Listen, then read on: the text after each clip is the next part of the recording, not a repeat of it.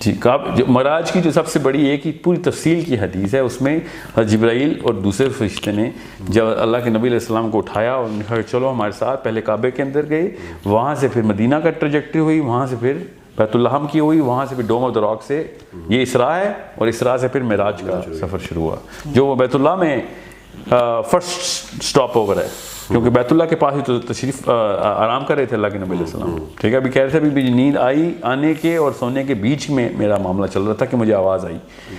یہ حدیث پوری جو ہے وہ پڑھیں ضرور، یہ تو کئی جگہوں پہ آئی ہے ہمارے پاس حدیث. معراج کی تو ایک ہی تو لمبی حدیث ہے جس میں پوری سٹوری لائن. اچھا، یہ آپ نے یہ بات بار بار کوٹ کی ہے کہ حضور صلی اللہ علیہ وسلم کا جو معراج ہے وہ ٹائم ٹریول اس میں ایگزسٹ کرتا ہے، لیکن اگر حضور صلی اللہ علیہ وسلم کے ساتھ تو بہت سارے واقعات ہیں جو کہ نبی تھے، اللہ تعالیٰ کے نبی تھے، تو اللہ تعالیٰ ان کے ساتھ خاص معاملات بھی کر سکتا ہے. اور جو جس طرح کا ان کی معراج کی جرنی تھی اس میں تو ہم دیکھتے ہیں ٹائم ڈیلیشن بھی ہوئی، یعنی کہ جب وہ واپس آئے تو ابھی تک جو تھا ان کا بستر گرم تھا. ہمیں جو اس حدیث کا میرے بہرحال مطلب کہ time very little time had passed by the time he came back. بالکل.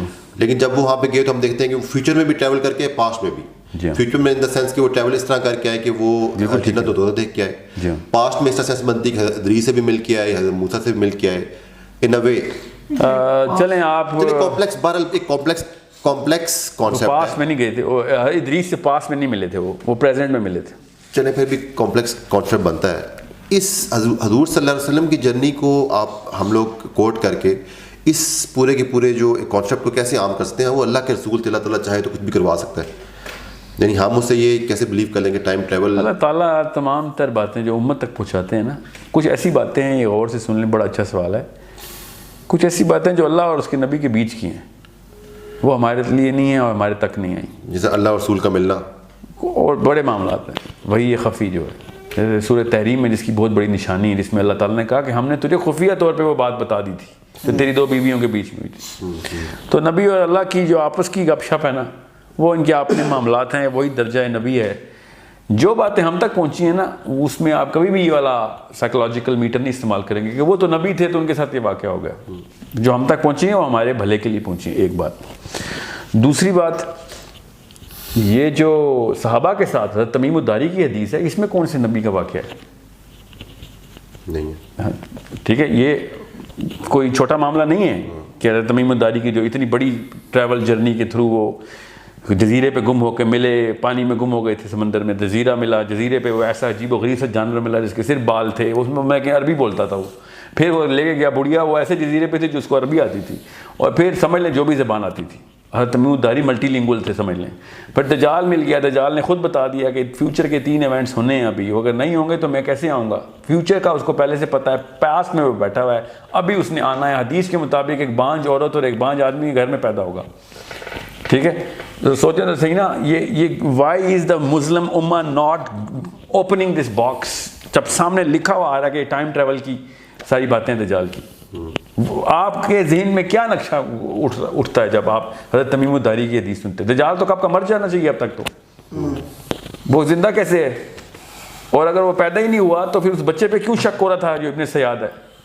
اور ابن سیاد نے عجیب و غریب سی جو باتیں کی، بدتمیزی کی اللہ کے نبی علیہ السلام سے، اور عمر اینڈ تک اس کو سمجھتے رہے کہ دجال ہے. پھر اس نے کہا میں مدینے میں کیسے آ گیا؟ اگر میں دجال ہوتا تو مدینے میں آ سکتا ہوں، میں تو ساری عمر مدینے میں رہا ہوں. پھر ان کے سامنے ہی مرا وہ، فوت ہوئے. پھر صحابہ کے دور میں سارا کا معاملہ ہوا. تو صحابہ نے کیوں نہیں کہا کہ یہ اکیلی آنکھ والا بندہ کیوں نہیں، یہ تو 2 آنکھوں والا بندہ ہے؟ ہم کسی اور طریقے سے دجال کو دیکھ رہے ہیں، کیا پتہ یہی پہلا دجال ہو جس کے اندر ہم آ چکے ہوں. اس بارے میں بات ہی نہیں کوئی کرتا کہ دجال تمیم الداری کو کیسے مل گیا. بھائی ابھی تو پیدا ہونا ہے اس نے. یا تو وہ جان کے نہیں کرتے علماء کرام کہ یار سائنس کھلنی پڑ جائے گی، یا پھر ان کو پتہ ہی نہیں اس بات کا. وہ سمجھتے ہیں کہ بس کوئی جادو کا معاملہ کرے گا. کوئی جادو نہیں آتا دجال کو، کوئی جادو نہیں آتا. دجال نے سارے کے ساتھ کہیں بھی ایک جگہ پہ بھی لکھا ہونا دجال نے جادو کرنا ہے تو پھر اس بارے میں ہم غور کرنا شروع کرتے ہیں. آپ نے کہیں پڑھی ہے حدیث کہ دجال جادو کرے گا؟ حالانکہ یہ لکھا ہے جو وہ آگ دکھائے گا وہ جنت ہے، اور جو وہ جنت دکھائے گا وہ دوزخ ہے. لیکن وہ اللہ تعالیٰ کی دی ہوئی پاورز ہے نا. جی بالکل اللہ کی دی ہوئی یہ پاور بھی ہے جو میرے ہاتھ میں اس وقت جان چل رہی ہے، بھی اللہ کی دی ہوئی ہے. اس کا یہ مطلب نہیں ہے کہ اللہ تعالیٰ نے اس کو کچھ جادو دے دینا ہے. ہاں معجزے نہیں ہیں دجال کے پاس. بٹ دجال is a test, it's a فتنہ. جی تو سو اللہ سبحانہ و تعالیٰ، like we said, we talk about Prophet sallallahu alaihi wasallam, that he is a prophet of Allah subhanahu wa ta'ala. Allah can give him special powers. Special power of what? like he time traveled in ہاں ہاں تو بالکل دیے ہوئے تو اس میں کوئی شک نہیں, اللہ کے علاوہ کس نے جان دینی ہے, کسی کو طاقت دینی ہے, اور اللہ تعالیٰ نے یہ آپ نے بات کی نا کہ دجال کو فیوچر کا بھی پتہ ہے, تو اللہ تعالیٰ کا فتنہ, اللہ تعالیٰ نے اس کو چیزیں بتائی ہیں. میں یہ نہیں کہہ رہا ہوں اسے پتہ کیسے ہے, میں آپ کو پتہ ہے کہ نہیں, میں آپ سے کہہ رہا ہوں کہ وہ ٹریول کیسے کر رہا ہے. وہ پاس میں گیا ہوا نا, حضرت تمیم الداری سے ملا ہے, وہ ٹریول کیسے کر رہا ہے. It's a bit confusing thing. It's not a confusing thing. We know کہ ٹائم ٹریول اللہ, ہم مسلمان ہونے کے ناطے ٹائم ٹریول پہ نہیں بلیو کریں تو ہم کس قسم کے مسلمان ہیں. ہم وہی کفار ہیں جو اللہ کے نبی کی معراج پہ شک کرتے ہیں, یا پھر ہم کوئی ایک خاص سیکشن ہے جو مسلمانوں کو کہتا ہے کہ جسمانی طور پہ تو ہوئی نہیں معراج. یہ غامدی صاحب نے میں نے خود سنا ہے, وہ کہتے ہیں خواب میں ہوئی ہے معراج. کوئی ان کا کوئی ان کو پوچھے, کوئی knock some sense into this guy کہ عرب کو کس بات کی پھر اعتراض ہے, خواب میں تو کوئی مسئلہ نہیں ہے جنت دوزخ کے سفر کر کے آنا. عرب نے کیوں کہا تھا کہ تمہارا نبی جھوٹ بول رہا ہے, ٹھیک ہے. یا پھر یہ جو بریلویزم کا جو پورا سیکٹ ہے وہ کہتا ہے کہ روحانی طور پہ سفر ہوا ہے, پھر بھی عرب کا اعتراض سمجھ نہیں آتا. اور اب وہی بریلویزم ہی ہے جو کہتا ہے صدیق کا درجہ صدیق کو معراج کی تصدیق پہ ملا. معراج کی تصدیق کی اگر روحانی سفر ہے تو تصدیق کس بات کی, روحانی سفر میں تو کبھی بھی کچھ بھی ہو سکتا ہے. جسمانی سفر ہی پہ تو تصدیق کی ضرورت پڑتی ہے کہ ہاں یہ گیا تھا, یہ دیکھ کے آیا. اچھا جسمانی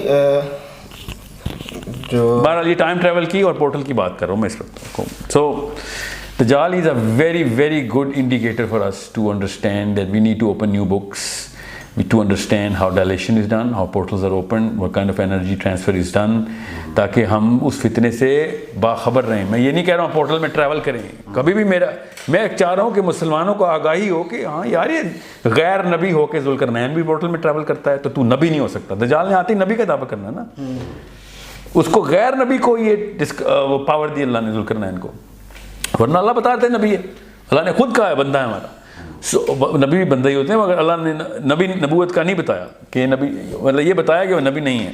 تو دجال نے سب سے پہلے نبوت کا دعویٰ کرنا ہے, ٹھیک ہے. سب سے پہلے اس نے حضرت عیسیٰ کی شکل میں آ کے نبوت کا دعویٰ کرنا ہے. واللہ عالم یہ سینس بنتی ہے بات. پھر چونکہ کرسچنس کو چاہیے ہوں گے تو کرسچنس کے لیے اس نے پھر خدائی کا دعویٰ کرنا. اس لیے حدیثیں دونوں ملتی ہیں. Your lord is not one eyed. اگر وہ لارڈ ہونے کا دعویٰ ہی نہیں کرے گا تو حدیث میں کیوں آیا کہ your lord is not one eyed. سمجھ رہے ہیں, اس کا مطلب ہے وہ نبی کا دعویٰ تو کرے گا ہی کرے گا, ساتھ ہی پھر وہ حضرت عیسیٰ کے الوہیت کا دعویٰ بھی کر دے گا, تو وہ لارڈ کی مطلب مسلمانوں کے لیے وہ نبی کا دعویٰ کرے گا, اور یعنی سمجھ اس سے تھوڑا سا اس کا جرنی کا وہ بھی پتہ چل جاتا ہے کہ اگر اس کو جب مسلمان اور عیسائی اکٹھے کرنے ہیں تو وہ اوریجنل نبوی دعوے کے اندر رہے گا, ورنہ مسلمان علماء کیوں آئیں گے اس کی زد میں. اور یہ حدیث ہے کہ علماء کرام کی کثرت ہوگی دجال کی بیعت میں, اور عورتوں کی کثرت ہوگی. تو یہ ہمارا تو کوئی بچت نہیں ہے. اگر عالم کھیلتے رہے نا ہم, تو دجال کیس والے تو گئے ہم تو. اچھا آپ نے کہا کہ رسول اللہ صلی اللہ علیہ وسلم نے جب ٹریول کیا اور چوتھے آسمان پہ حضرت ادریس سے ملے, اسی طریقے سے پہلے آسمان میں حضرت آدم ملے, تو فزیکل سیلف میں تو نہیں ملے, کس ڈائمینشن میں تھے؟ فزیکل سیلف میں کیوں نہیں ملے؟ مطلب دیکھیں وہ فوت ہو گئے, ان کو تو دفنا دیا ہے, تو ان کی جو باڈی ہے وہ تو ادھر ہے. پورا لمبا ٹاپک کھولنا پڑے گا, مگر وہ فزیکل سیلف میں ملے ہیں. چلیں اس کا میں پروف کر دیتا ہوں, بہت اچھا سوال ہے. جو آپ یہ مانتے ہیں کہ عیسیٰ فوت ہو چکے ہیں؟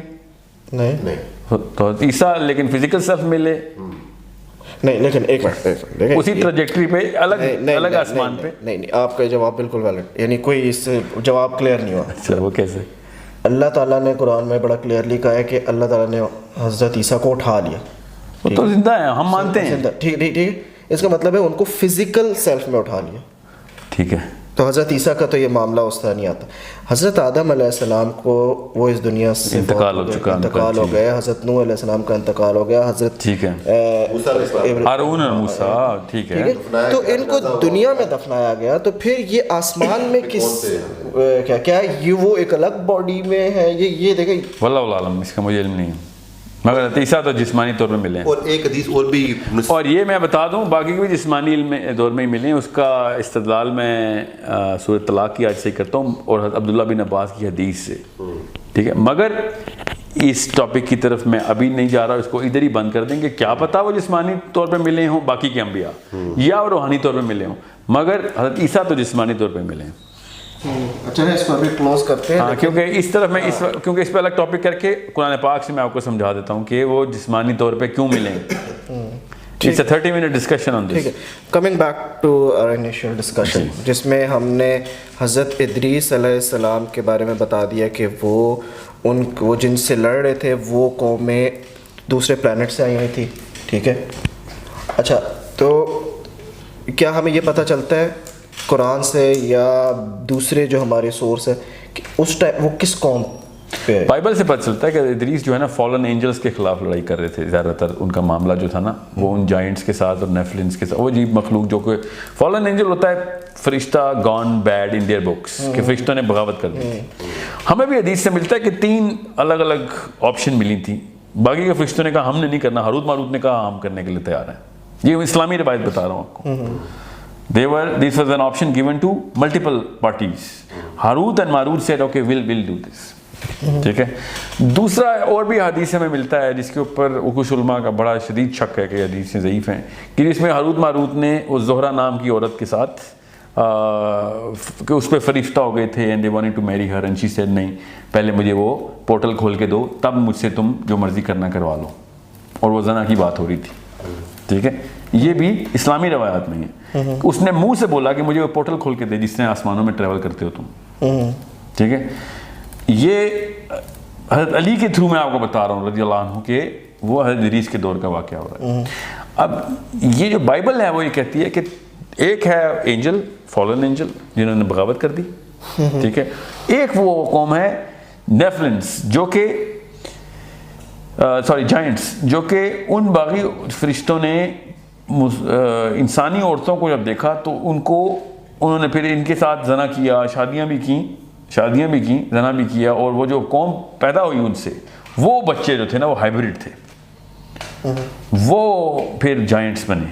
وہ بڑے قد کے تھے, انہوں نے پھر انسانوں کو ٹیک اوور کرنے کی کوشش کی. وہ کیسے ہارے؟ آبویسلی کسی نبی کے تھرو یہ واقعہ سارا ہوا. یہ ادریس کا پورا دور بائبل میں اسی طریقے سے نقل ہے, جس کی سینس بنتی ہے کہ جن کے ڈھانچے بھی ملتے ہیں ہمیں. حضرت ادریس کا پھر ہم کنکلوژن میں اگر یعنی آپ نے یہ سارا ہمیں کلیئر ہو گیا کہ وہ کس دور میں تھے, کن سے لڑ رہے تھے, اس حضرت ادریس کے دور میں اس کا مطلب ہے اختتام نہیں ہوا تو انہوں نے نالج حضرت نوح کو دے دیا. اچھا سوال ہے. نہیں میں آپ کو بتاتا ہوں. حضرت ادریس جو تھے نا بیسکلی وہ ایک لیڈرشپ لیول کے اوپر پولیٹیکل فائٹ چل رہی ہے ان کی انٹرگلیکٹیکل. یہ میں اپنی رائے نہیں بتا رہا ہوں, یہ بک آف ایناک ہے, یہ سومیرین ٹیبلٹس بھی نہیں ہے, بک آف ایناک ہے ایتھوپین بائبل میں جو. جی بالکل, بک آف ایناک گوگل کر لیں, پوری کی پوری ڈاؤن لوڈ کریں, پڑھیں اس کو, آیتوں کی آیتیں اس کے اندر, کیا صحیح ہے کیا نہیں یہ آپ خود فیصلہ کیجیے.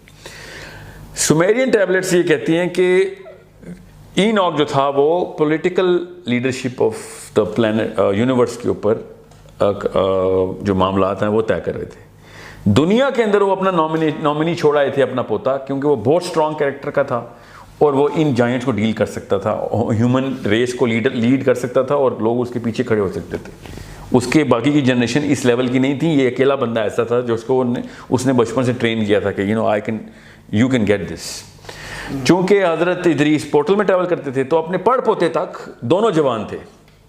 یہ کہتے ہیں سومیرینس تھے وہ پڑ پوتا اور دادا ہی, پڑ دادا اور پڑ پوتا, مگر he was monitoring every one of his generation, because وہ زیادہ تر تو باہر رہتے تھے پلانٹ سے. تو ان کی جو جنریشن تھی نا وہ جب نظر آنا شروع ہوئی تو کہ یہ والا بیٹے میں بھی وہ والی کریکٹرسٹک نہیں آئی, he is also not in that stature کہ وہ اس لیول پہ جائے گا. پھر اس کے بیٹے میں بھی نہیں. پھر جب تیسرے بیٹے کو انہوں نے دیکھا نوح, تو انہوں نے کہا کہ دس مین ہیز آل دا کریکٹرسٹکس جو کہ میری نالج کو کیری بھی کرے گا اور lead the fight against the soldiers کی ظاہر ہے ریس کہیں سے تو آئی ہوئی ہے نا. تو وہ وہاں جا کے ان کی شورا کے اندر پولیٹیکل پاور کی لڑائی لڑ رہے تھے کہ یار ان لوگوں کو اگر پاور مل گئی تو انسان تو تباہ کر کے رکھ دیں گے. وہاں پہ وہ لڑائی کر رہے ہیں, نیچے آن گراؤنڈ حضرت نوح لڑائی کر رہے ہیں. This is in the book of Enoch and the Sumerian texts. قرآن پاک یہ دونوں باتیں نہیں بتاتا.